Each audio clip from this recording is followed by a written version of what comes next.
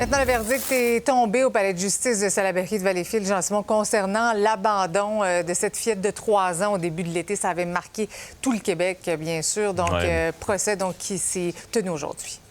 Oui, la mère a été déclarée non criminellement responsable, Marie-Christine. Et Lily, c'est à la suggestion commune de la Couronne et de la Défense?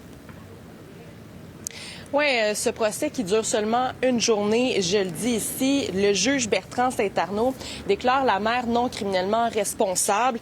Et donc, c'est une décision qui vient après l'évaluation d'une psychiatre à l'Institut Philippe Pinel, une évaluation de 30 jours qui déclare la mère non criminellement responsable.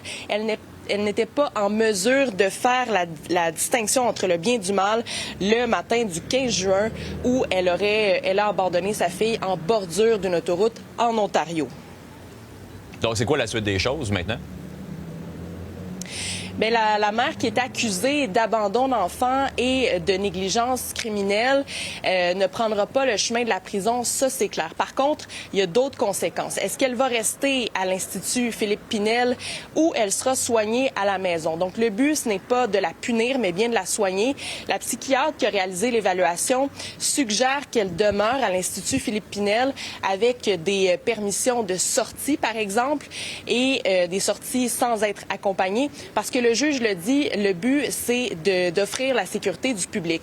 Et il était question brièvement de la petite fille. La Couronne a mentionné qu'aujourd'hui, elle ne peut plus rester seule. Son père a dû arrêter de travailler. Elle fait des cauchemars. Elle est complètement traumatisée.